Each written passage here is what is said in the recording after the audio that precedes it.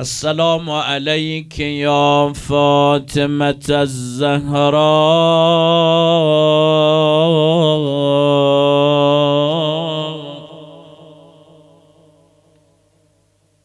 يا قرة عين الرسول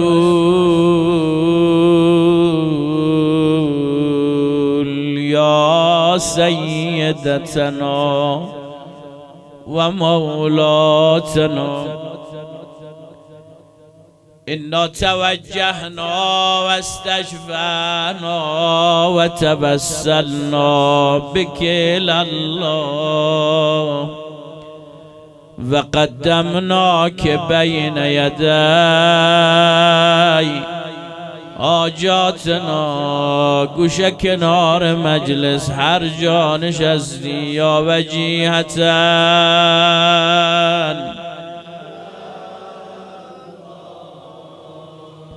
اشفعي لنا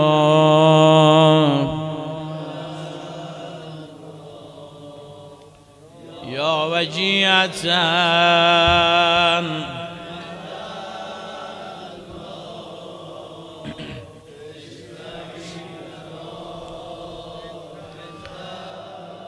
دلم بیام به سرای علی سری بزنیم، سری به غم کده درد پروری بزنیم،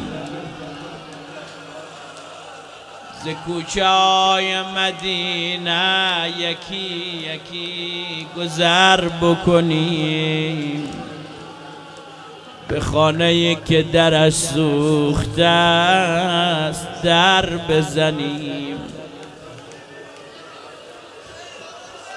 اگر بنای مایی باشه که فاطمیه اول شهادت بیبی است، در این شب و روزها باید حال فاطمه خیلی بد باشه. خیلی ثواب داره آدم از مریض عیادت کنه. نمیخواید دل ما به زمان شاد شه؟ اصلا تصور کن، خیال کن الان در زدی، حسن آمد در باز کرد، تو هم رفتی دیدی حسین گوشه نشسته داره گریه میکنه. میخوام تصور کنی خود در معرض قرار بدی، میبینی زینب 4 ساله دور بر بستر مادر میپره میدوه، ای مادر مادر میگه. میبینی ام گلسوم داره گریه میکنه، یا زهرا. همین رقم بچه ها دور بر بستر یک بار صدا زد حسین جان بیا عزیزم. جانم مادر. برو به بابایت علی بگو بیا من کارش دارم. آقا زاده رفت بابا مادرم کار داره بیا. خیلی خوشحال شد چون در این طول مریضی زهرا به علی چیزی نگفته، درخواستی نگرده. خیال کرد زهرا میگه علی دلم میوه خواسته میوه بیا. خیال کرد میگه علی مرا حرم پیغمبر ببر، دلم برای بابا زنگ شده. خیال کرد میگه علی بشی کنار بستر من با من درد دل کن حرف بزن، ولی هیچ کدام اینا را نگفت. یا صاحب الزمان صدا زد علی برو بلال پیدا کو بگو اذان بگو، یه دلم برای اذانش تنگ شد.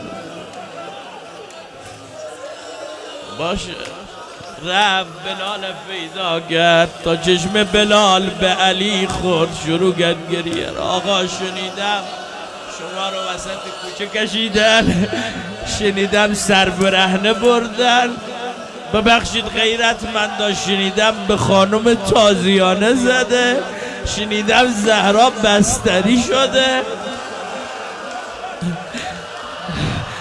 آره بلا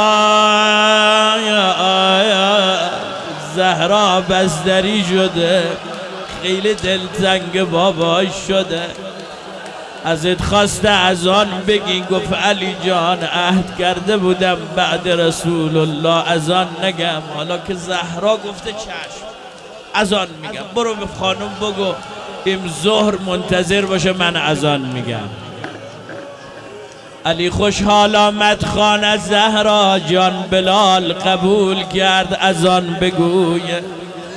صدا زد فزه بسترم رو کنار کلکین ببر. رفقا چرا خودش بسترش رو نمیبره؟ شما جواب میدید آخر پهلویش شکسته است، آخر بدنش ضعف داره، سینه سوراخه نمیتوانه بار برداره. بسترش رو بردن کنار پنجره. صدا بلند شد الله اکبر الله اکبر. صدای گریه زهرا بلند شد. به یادی او لحظه افتاد که بابا وضو میگرفت، من عصا میبردم، عبا میبردم، بابا مسجد میره. صدای اذان بلند شد. اشهد ان لا اله الا الله. گریه زهرا اوج گرفت. بگم و التماس دعا. صدای بلال بلند شد. اشهد ان محمدا رسول الله. خانم غش کرد، روی بستر افتاد. حسن و حسین بدو آمدن. بلال دیگه اذان نگو مادرم غش کرده.